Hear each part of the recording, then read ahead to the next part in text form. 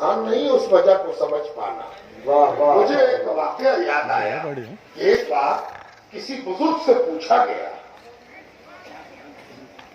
کہ حضرت دنیا میں سب سے افضل جگہ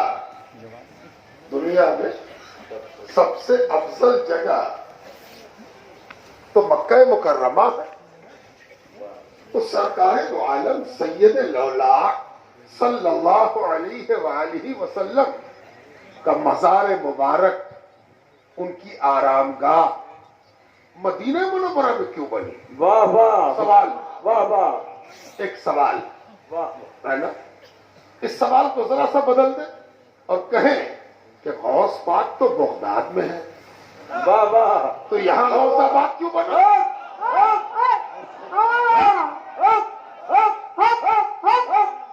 واہ واہ واہ واہ واہ واہ. بغداد میں ہے غوث پاک، سلطانپور میں غوث آباد ہے نا. مان لیجیے سوال کیا گیا ہے، ایک سوال سے کئی سوال سمجھ میں آ جاتا ہے. واہ واہ. عقل مندی اور دانشوری یہی ہے. شروع میں استاد ایک ایک حرف پڑھاتا ہے، پھر حرف چھوڑ کے لفظ پڑھاتا ہے، واہ. پھر لفظ چھوڑ کے جملہ پڑھاتا ہے، بے شک. پھر جملہ چھوڑ کے نقطہ پڑھاتا ہے، واہ واہ. اور پھر نقطہ چھوڑ کے شرح کرتا ہے. واہ واہ واہ واہ واہ واہ. بے شک. استاد ہمیشہ حرف نہیں پڑھاتا ہے کہ نہیں؟ صحیح ہے. اسی لیے ایک سوال سے جتنے سوال جنم لے سب کا جواب مل جاتا ہے. سوال کرنے والے نے یہ سوال کیا تھا مکہ افضل ہے تو مدینے میں سرکار دو عالم کا روضہ، ان کی آرام گاہ کیوں بنی؟ جواب دینے والے ایک اللہ کے ولی نے فرمایا جی ہاں مکہ افضل ہے، جی ہاں مکہ افضل ہے، لیکن طوفان نوح میں توجہ چاہتا ہوں، لیکن ولی کا قول سنا رہا ہوں. طوفان نوح میں مکے کی ایک مٹی کا ایک حصہ بہہ کر مکے سے مدینہ آ گیا. واہ واہ واہ واہ. سبحان اللہ سبحان اللہ. طوفان نوح نے مٹی کا ایک حصہ، زمین کا ایک ٹکڑا مکے سے بہا کر مدینہ پہنچا دیا. یہ وہی مٹی کا ٹکڑا تھا جس سے سرکار دو عالم سید الاولیاء سرور کائنات عالم علم اولین و آخرین صلی اللہ علیہ وآلہ وسلم کے جسم اقدس کو تیار کیا گیا. واہ واہ. اور اسی لیے پہنچی وہی پہ خاک جہاں کا امیر تھا. بے شک. بے شک. پتہ نہیں غوث پاک کے بغداد شریف سے مٹی کا کون سا ٹکڑا ہائے ہائے. طوفان نوح نے سلطانپور پہنچایا، بات کہلایا. اللہ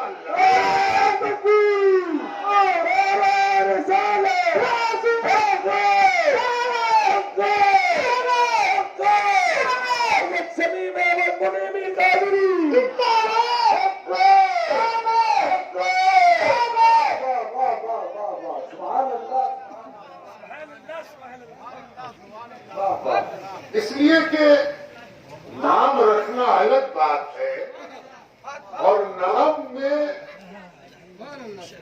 معنی پیدا ہو جانا بالکل الگ بات ہے نا. نام تو کوئی ملحوث کچھ بھی چاہے رکھ لے، لیکن اس میں معنی کی نیرنگی پیدا کرنا تو معنی کو زندگی بخشنے والے کی قدرت ہے، کسی دوسرے کی مجال نہیں ہے تو اس میں معنی پیدا کرتے. بزرگوں، دوستوں اور عزیز، آپ بڑے خوش قسمت ہیں کہ آپ کو پیر بھی ملا ہے اور پیر کی محبت بھی ملی.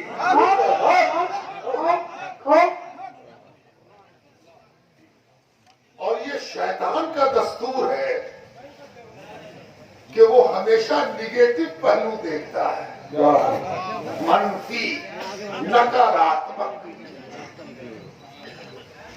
اور اللہ کے دوستوں کی صفت ہے کہ وہ نکاراتمک میں سے بھی سکاراتمک واہ واہ واہ سبحان اللہ واہ پیر کامل بھی وہی ہے جو منفی میں سے مثبت منفی میں سے مثبت نکال دے پیر کامل بھی وہی ہے اس لیے کہ پیر کی صفت ہی ہے کہ پیر کی صفت کیا ہے یحیی و یمیت وہی زندگی دیتا ہے اور وہی موت دیتا ہے ایک بار کسی ولی سے پوچھا گیا حضور اس کے کیا معنی ہے کہ شیخ کے بارے میں کہا جاتا ہے کہ الشیخ یحیی و یمیت زندگی دیتا لفظوں کے ظاہری معنی پر اپنے سر دھنتا ہے قلم کی روشنائی جس طرح پانی دھو دیتی ہے اسی طرح اس کے لفظی کائنات کو وقت دھو دیتا ہے ہے نا وہ تو کہے گا یہ کیا کہا آپ نے یہ کیا کہہ دیا یہ تو شرک ہو گیا تو اللہ کی صفت ہے یحیی و یمیت یہ تو اللہ کی صفت ہے یہ آپ نے کہہ دیا کہ شیخ کی صفت ہے نا اور وہ جانتا ہی نہیں کہ ولی نبی کے بعد پہلے نبی نتیجے میں ولی نبی نتیجے میں ولی اللہ کی قوت کا مظہر ہوتا ہے اللہ کی قوت کا مظہر ہوتا ہے یعنی اللہ تعالیٰ اپنی قوت اس کائنات میں کیسے دکھاتا ہے نبی کے ذریعے دکھاتا ہے ولی کے ذریعے اللہ کی قدرت کا مظاہرہ اللہ کی قدرت کا پردرشن کیسے درشن ہوگا اس درشن کی یہی صورت ہے کہ نبی کا معجزہ دیکھو ولی کی کرامت دیکھو اس لیے کہ سب کا کمال اس کا ذاتی ہوتا ہے اور نبی کا کمال اور ولی کا کمال اللہ کی قدرت کا نتیجہ ہوتا ہے اسی لیے جب شیخ کے بارے میں یہ کہا گیا کہ وہ زندہ کرتا ہے اور مردہ کرتا ہے تو پوچھا گیا ایک ولی سے کہ حضرت اس کے کیا معنی ہے فرمایا شیخ کا کام پیر کا کام مرشد کا کام کارسازی ہے مرشد کا کام کیا ہے کارسازی کام بنانا بگڑی بنانا مراد پوری کرنا تو کیا کام کرتا ہے شیخ شیخ کے قریب جب مرید آتا ہے تو وہ مرید پر نظر ڈالتا ہے نا بالکل اسی طرح جیسے ڈاکٹر مریض پر نظر ڈالتا ہے ڈاکٹر مریض پر نظر ڈالتا ہے تو ڈاکٹر دو کام کرتا ہے ڈاکٹر دو کام کرتا ہے اور اس میں کسی مولوی کو شرک نظر نہیں آتا کیا کرتا ہے ڈاکٹر کا دو کام کیا ہے پہلا کام یہ ہے کہ کسی مریض کے جسم میں جو مار ڈالنے والی بیماری ہے اس کو وہ مار ڈالتا ہے دوا لکھتا ہے یہ انفیکشن آپ کا ختم ہو جائے یہ بیماری جڑ سے ختم ہو جائے یہ روگ ختم ہو جائے ہے نا اور دوسرا کام کیا کرتا ہے روگ سے لڑنے کی جو چھمتا ہے مرض سے لڑنے کی جو صلاحیت ہے اس کو ڈاکٹر بڑھا دیتا ہے تاکہ روگ کو اٹھا کے پٹک ہے نا یعنی روگ سے لڑنے والے اجزاء کو اور روگ یعنی مرض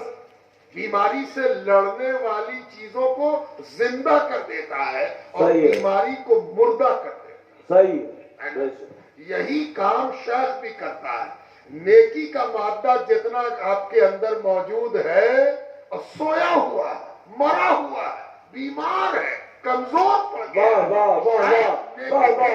کو زندہ کر دیتا ہے اور جو برائی موٹی تگڑی ہو گئی ہے برائی کا مادہ گناہ کا مادہ معصیت کا مادہ جو تگڑا ہو گیا صحت مند ہو گیا اس کو شیخ نریٹی پکڑ کے چیخ دیتا واہ واہ واہ واہ واہ واہ تو شیخ کا کام کیا ہے؟ مار دینا اور زندہ کر بے دینا. شک کیا مار دیتا ہے؟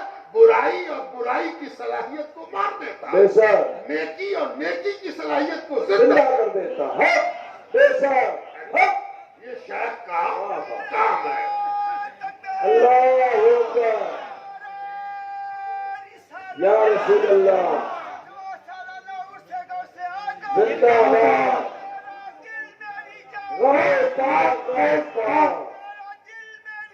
غوث پاک غوث پاک واہ واہ واہ سبحان اللہ. اور اسی لیے پروردگار نے اس دنیا میں ہدایت کے لیے جو سامان تیار کیا ہے وہ پروردگار نے کیا.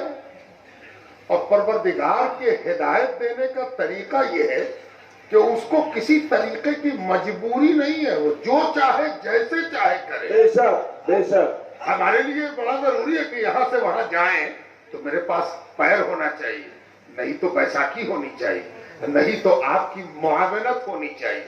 ہم کیسے جائیں گے وہاں تک؟ اڑ کے تو جا نہیں سکتے.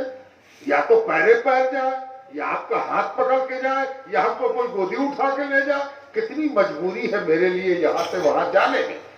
لیکن پروردگار کسی بھی مصلحت اور کسی بھی تدبیر کا محتاج نہیں ہے. بے شک لیکن اس نے ہدایت کے لیے ایک تدبیر فائنل کر دی. اور وہ تدبیر کیا فائنل کی؟ بغیر رسول کی ہدایت نہیں ہوگی. بے شک بے شک کیا اللہ کی کوئی مجبوری ہے؟ توجہ چاہو, کوئی مجبوری ہے اللہ تعالیٰ کی؟ اللہ تعالیٰ چاہتا تو آسمان پر لکھا جاتا جو جو یہ کلمہ آج نہ پڑھے گا کل مر جائے گا. ہر آدمی دیکھتا ہے باپ یہ کیسا لکھا ہوا بھائی. اور بڑے بڑے سائنسداں ٹیلیسکوپ لگا کے دیکھتے کہ یہ گیس سے لکھا ہوا نہیں ہے, روشنائی سے لکھا ہوا نہیں ہے نا. اور جیسے کافروں نے کہا تھا ما ھذا قول البشر, یہ کسی بشر کا کام نہیں ہے, یہ کسی بشر کا کلمہ نہیں ہے. اور پھر سائنسداں بھی کہتے کہ پڑھو بھائی جلدی سے لا الہ الا اللہ محمد رسول اللہ. لیکن پروردگار نے یہ نہیں کیا. صحیح ہے. لیکن پروردگار نے یہ نہیں کیا اور ایک عجیب پروسیس اختیار کیا. اور وہ پروسیس کیا تھا کہ کتاب تو بعد میں اتاری, پہلے نبی اتارا. واہ واہ واہ واہ بے شک بے شک سبحان اللہ. نبی آئے دنیا میں, اور نبی بھی آئے تو کیسے آئے؟